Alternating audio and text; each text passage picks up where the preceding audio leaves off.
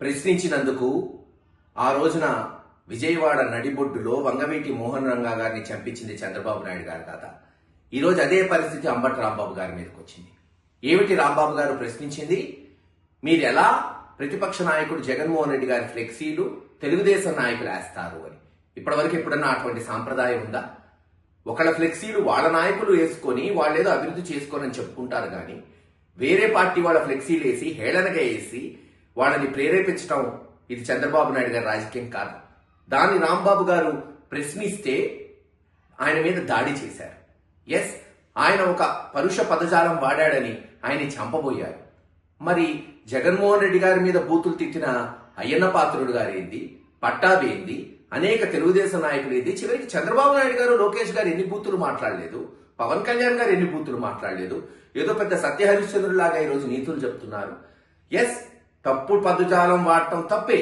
మరి దాన్ని ఖండించాల్సింది చంద్రబాబు నాయుడు గారు కదా. దాన్ని ప్రోత్సహిస్తుందే ఆయన. అసెంబ్లీ సాక్షిగా రాజశేఖర రెడ్డి గారి మీద మాట్లాడలేదా?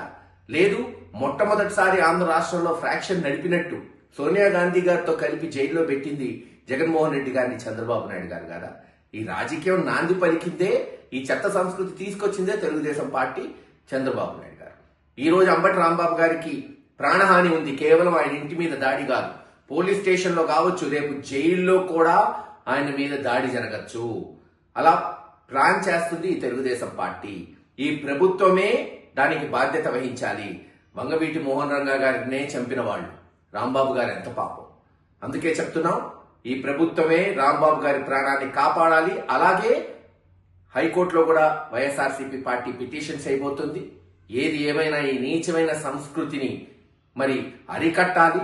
వైఎస్ఆర్సీపీ నాయకులు, కార్యకర్తలు సంయమనం పాటించండి, ఆలోచించండి. ఈరోజు ఎందుకు ఈ లడ్డనో ఫ్లెక్సీలను దాడులు చేస్తుందో తెలుగుదేశం? ఎందుకంటే ఈ ప్రభుత్వం విఫలమైంది, ఇచ్చిన మాటలు విఫలమైంది. మహిళలకు ఇస్తానన్న 1500 రూపాయల నెలకి గాల్లో గెలిచిపోయింది. నిరుద్యోగ భృతి లేదు.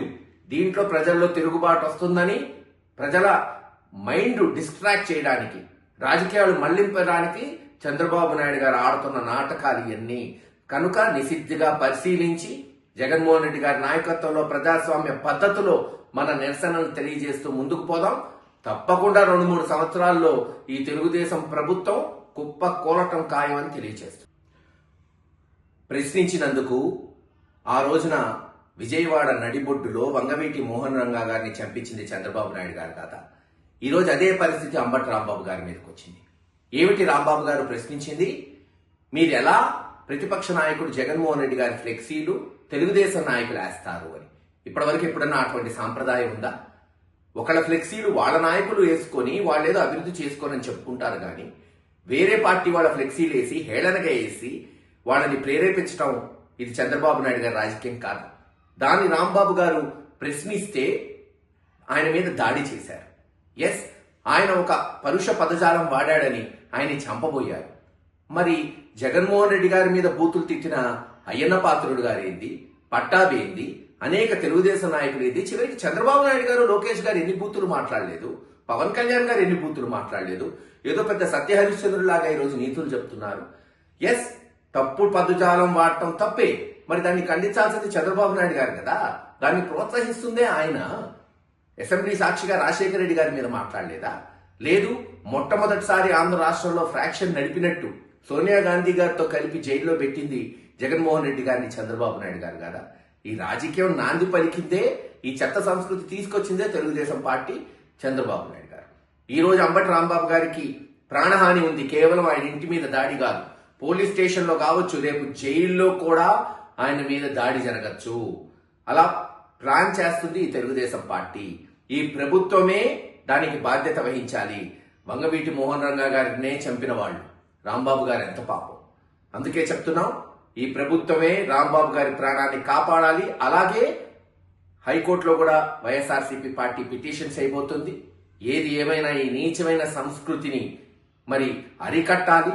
వైఎస్ఆర్సీపీ నాయకులు, కార్యకర్తలు సంయమనం పాటించండి, ఆలోచించండి. ఈరోజు ఎందుకు ఈ లడ్డనో ఫ్లెక్సీలను దాడులు చేస్తుందో తెలుగుదేశం? ఎందుకంటే ఈ ప్రభుత్వం విఫలమైంది, ఇచ్చిన మాటలు విఫలమైంది.